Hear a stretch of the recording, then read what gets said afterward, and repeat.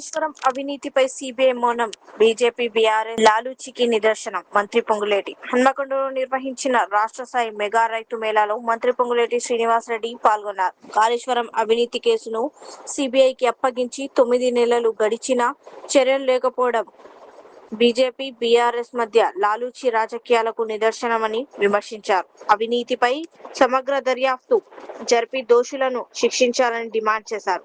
రైతు సంక్షేమానికి కాంగ్రెస్ ప్రభుత్వం కట్టుబడి ఉందని, రూపాయి 2 లక్షల రుణమాఫీ, సన్నవడ్లకు బోనస్, రైతు భరోసా వంటి పథకాలు అమలు చేస్తున్నామని తెలిపారు. మే 5, 7 తేదీల్లో జరుగుతున్న రైతు మేళాలో సబ్సిడీపై యాంత్రిక పరికరాలు అందిస్తున్నట్లు పేర్కొన్నారు. జగిత్యాల జిల్లాలో రబీ ధాన్యం కొనుగోళ్లు వేగవంతం చేయాలని మంత్రి అడ్లూరి లక్ష్మణ్ కుమార్ అధికారులను ఆదేశించారు.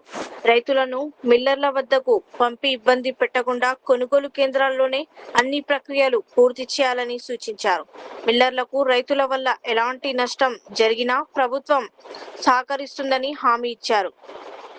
హమాలీల కొరత కారణంగా అన్లోడింగ్ లో జాప్యం జరుగుతుండటంతో మిల్లర్లు అదనపు హమాలీలను ఏర్పాటు చేసుకోవాలని మంత్రి చెప్పారు. ఇప్పటి వరకు జిల్లాలో సుమారు 70,000 మెట్రిక్ టన్నుల ధాన్యం కొనుగోలు చేసినట్లు కలెక్టర్ సత్యప్రసాద్ తెలిపారు. వర్షాల అవకాశాల దృష్ట్యా కొనుగోలులో మరింత వేగవంతం చేసి తూకం వేసి ధాన్యాన్ని వెంటనే మిల్లులకు తరలించేలా చర్యలు తీసుకుంటామని వెల్లడించారు. ముందస్తు ఫీజులపై టీజీహెచ్ఆర్సీ ఆదేశాలు. హైదరాబాద్ ప్రైవేట్ పాఠశాలలో ముందస్తుగా ఫీజులు వసూలు చేయడంపై తెలంగాణ రాష్ట్ర మానవ హక్కుల సంఘం టీజీహెచ్ఆర్సీ తీవ్రంగా స్పందించింది. బోడుప్పల్లో ఓ పాఠశాల 2026-27 విద్యా సంవత్సరానికి 50% ఫీజును ముందుగానే వసూలు చేయడం, పుస్తకాలు, యూనిఫామ్లకు అడ్వాన్స్ తీసుకోవడంపై విచారణ జరిపిన సంఘం ఇటువంటి చర్యలు అనుమతించదని స్పష్టం చేసింది. తల్లిదండ్రులపై ఆర్థిక భారం తగ్గించేందుకు ఫీజులను విడతల వారీగా వసూలు చేయాలని మేడ్చల్ మల్కాజ్గిరి జిల్లా విద్యాధికారి ఆదేశించింది.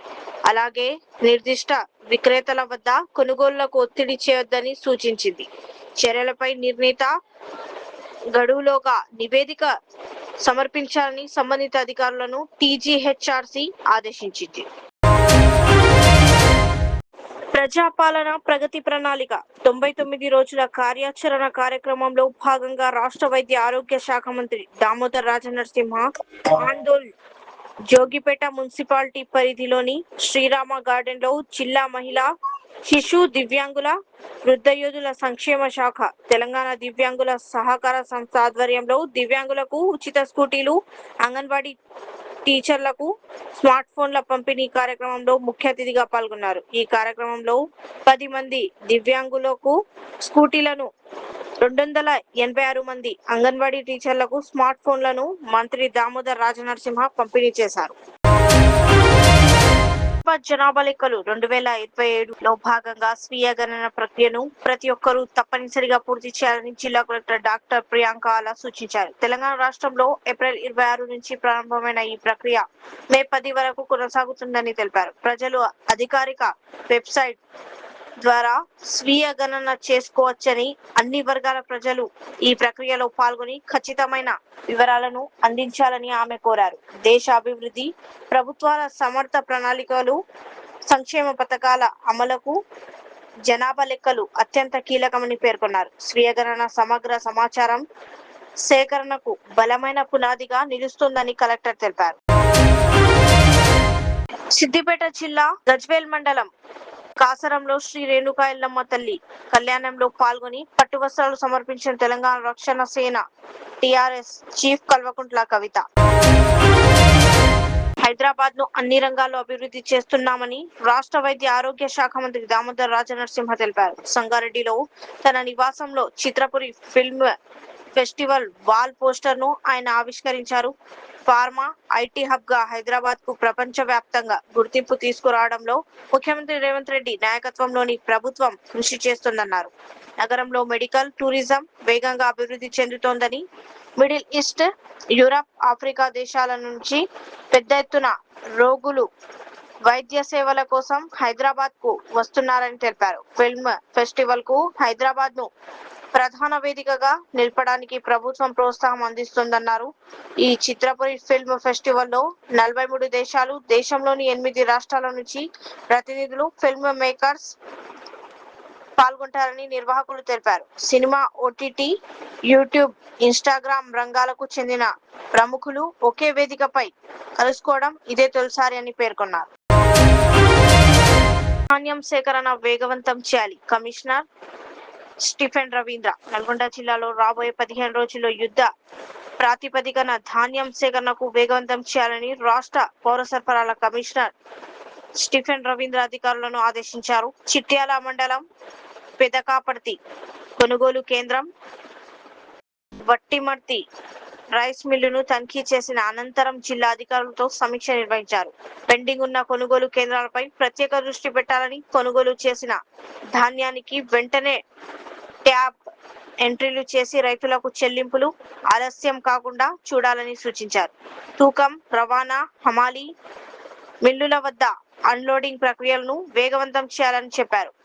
మండల తీవ్రత దృష్ట్యా కొనుగోలు కేంద్రాల్లో టెంట్లు, తాగునీరు, ఓఆర్ఎస్ ప్యాకెట్లు ఏర్పాటు చేయాలని, టార్పాలిన్లు వంటి సౌకర్యాలు కల్పించాలని ఆదేశించారు. హమాలీల కొరత ఉంటే సమీప ప్రాంతాల నుంచి ఏర్పాటు చేయాలని తెలిపారు. జిల్లాలో 457 కొనుగోలు కేంద్రాలు పనిచేస్తుండగా ధాన్యం రవాణాకు 800 లారీలను కేటాయించినట్లు కలెక్టర్ తెలిపారు. ప్రతిరోజు సమీక్ష ద్వారా సేకరణ ప్రక్రియను పర్యవేక్షిస్తున్నట్లు వెల్లడించారు. సిరిసిల్ల అభివృద్ధిపై డిప్యూటీ సీఎం భట్టి విక్రమార్క సమీక్ష. ప్రజా సంక్షేమమే ప్రభుత్వ ప్రధాన లక్ష్యమని స్పష్టం. గంభీరావుపేటలో ప్రజాపాలన ప్రగతి ప్రణాళిక సమావేశం నిర్వహణ. ధాన్యం రవాణాకు లారీలు లేకపోతే ట్రాక్టర్ల వినియోగం సూచన. ఇందిరమ్మ ఇళ్లకు రూ.5 లక్షల సాయం అరుదైన నిర్ణయం. నేతలన్న బకాయిల రూ.300 కోట్ల విడుదల. విద్యుత్ ఛార్జీల తగ్గింపుపై ఆదేశాలు. ధాన్యం కొనుగోలు వేగవంతం చేయాలని అధికారులకు ఆదేశాలు. రూ.30 కోట్లతో 10 కొత్త విద్యుత్ సబ్స్టేషన్ల శంకుస్థాపన. ప్రజా సమస్యలకు క్షేత్రస్థాయిలో పరిష్కరించాలని, పనితీరు ఆధారంగా అధికారులకు ప్రోత్సాహకాలు ఉంటాయని భట్టి విక్రమార్క తెలిపారు. పంచాయతీరాజ్ మరియు గ్రామీణాభివృద్ధి శాఖ పనుల పురోగతిపై మంత్రి సీతక్క జిల్లా గ్రామీణాభివృద్ధి అధికారులతో మీడియా కాన్ఫరెన్స్ నిర్వహించారు. ఈ సందర్భంగా ఉపాధి హామీ పనులు, సర్ఫ్ యాక్టివిటీస్, 15వ ఆర్థిక సంఘం నిధుల వినియోగం, గ్రామీణ ఇంజనీరింగ్ విభాగ పనులను సమీక్షించారు. మంత్రి మాట్లాడుతూ గ్రామీణ ప్రాంతాల్లో ఉపాధి హామీ పనులను మరింత పెంచాలని సూచించారు. ప్రస్తుతం ప్రతిరోజు సుమారు 90 లక్షల మంది కూలీలు ఉపాధి హామీ పనుల్లో పాల్గొంటున్నారని, దీనిని కనీసం 15 లక్షల మందికి విస్తరించేలా చర్యలు తీసుకోవాలని అధికారులను ఆదేశించారు.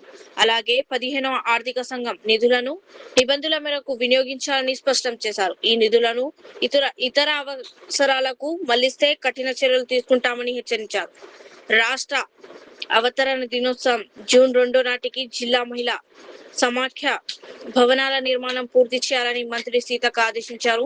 ప్రస్తుతం రాష్ట్ర వ్యాప్తంగా 4000 గ్రామాల్లో మహిళా భవనాలు నిర్మాణంలో ఉన్నాయని, మిగిలిన గ్రామాల్లో కూడా త్వరితగతిన పనులు ప్రారంభించాలని సూచించారు. హైదరాబాద్ మోదీ సభకు వాల్ రైటింగ్ ద్వారా పిలుపు. ప్రధానమంత్రి నరేంద్ర మోదీ నెల 10న సికింద్రాబాద్ పరేడ్ మైదానంలో నిర్వహించే బహిరంగ సభకు ప్రజలను ఆహ్వానిస్తూ కేంద్ర హోంశాఖ సహాయ మంత్రి బండి సంజయ్ కుమార్ కరీంనగర్ లో వాల్ రైటింగ్ చేశారు. సభకు భారీగా జన సమీకరణపై పార్టీ నేతలతో సమావేశమై చర్చించారు. ప్రతి గ్రామం, వార్డు స్థాయిలో ప్రచారం చేపట్టి కార్యకర్తలు స్వచ్ఛందంగా హాజరు కావాలని పిలుపునిచ్చారు. సభకు వచ్చే వారికి రవాణా, తాగునీరు వంటి కనీస సౌకర్యాలు కల్పించాలని జిల్లా నాయకులకు ఆదేశించారు. ఆదిలాబాద్ ఎమ్మెల్యే పాయల శంకర్ సహా పలువురు నేతలు సమావేశంలో పాల్గొన్నారు. ధాన్యం కొనుగోలులో ఆలస్యం, కేంద్రంపై మంత్రి అడ్లూరి విమర్శ. ధర్మపురి కేంద్ర ప్రభుత్వం తీసుకువచ్చిన కొత్త నిబంధనల వల్ల ధాన్యం కొనుగోలు ఆలస్యమైందని మంత్రి అడ్లూరి లక్ష్మణ్ కుమార్ అన్నారు. జగిత్యాల జిల్లాలో అకాల వర్షాలకు తడిసిన వరి, మొక్కజొన్నను ఆయన పరిశీలించారు. ఆన్లైన్ విధానం, జిపిఆర్ఎస్ వంటి సాంకేతిక సమస్యలతో కొనుగోలు 15 రోజులు ఆలస్యంగా ప్రారంభమైందని తెలిపారు. రైతుల ఇబ్బందులను దృష్టిలో ఉంచుకుని సీఎం రేవంత్ రెడ్డి ఆదేశాలతో రాష్ట్ర ప్రభుత్వం నిబంధనలను సడలించి పాత పద్ధతిలో కొనుగోలు ప్రారంభించనున్నారు. వారం 10 రోజుల్లో మార్కెట్ యార్డులో ఉన్న మొత్తం ధాన్యాన్ని కొనుగోలు చేస్తామని హామీ ఇచ్చారు. రైతులు ఆందోళన చెందొద్దని, సమస్యలు ఉంటే అధికారులను సంప్రదించాలని సూచించారు. ప్రజా సంక్షేమమే లక్ష్యం. వనరుల సమీకరణపై భట్టి విక్రమార్క దిశానిర్దేశం. రాష్ట్ర ఆర్థిక వ్యవస్థను బలోపేతం చేస్తూనే ప్రజా సంక్షేమం అందరికీ చేరేలా చర్యలు తీసుకోవాలని ఉప ముఖ్యమంత్రి భట్టి విక్రమార్క అధికారులను ఆదేశించారు. ప్రజాభవన్లో జరిగిన వనరుల సమీకరణ కేబినెట్ సబ్ కమిటీ సమావేశంలో ఆయన మాట్లాడుతూ ప్రభుత్వ నిర్ణయాలన్నీ ప్రజా ప్రయోజనాలకే అనుగుణంగా ఉండాలని స్పష్టం చేశారు. కాలుష్య పరిశ్రమలను ఓఆర్ఆర్ అవతలికి తరలించే హెల్త్ పాలసీ మార్గదర్శకులను త్వరగా ఖరారు చేయాలని సూచించారు. పేదలకు పౌష్టికాహారం అందించేందుకు మార్క్ ఫెడ్ సేకరించిన జొన్నలు, మొక్కజొన్నలను రేషన్ దుకాణాల ద్వారా పంపిణీ చేసే అంశాన్ని పరిశీలించాలి. గురుకులాలు, హాస్టళ్లలో విద్యార్థులకు వీటిని అందించాలని చెప్పారు. రాష్ట్ర ఆదాయ వనరుల పెంపుపై దృష్టి సారించి హెచ్ఎండిఏ, టీజీఐఐసి ద్వారా సమీకరణలో జాగ్రత్తలు తీసుకోవాలని సూచించారు. ఆర్థిక బలంతోనే సంక్షేమ పథకాలు సమర్థవంతంగా అమలు అవుతాయని భట్టి విక్రమార్క పేర్కొన్నారు. रियाज इस्लामिक स्कूल तालीमी मैदान में एक नया इनकलाब। इस्लामिक और मॉडर्न एजुकेशन की अजीम दरसगाह 23 साल तजुर्बे के बाद तलबा और तालिबात के लिए रियाज इस्लामिक स्कूल पेश करता है हिफ्ज़ कुरान, नाज़िरा कुरान, क़ायदे के अलावा नर्सरी ता 10वीं जमात तक की तालीम का बेहतरीन नज़्म।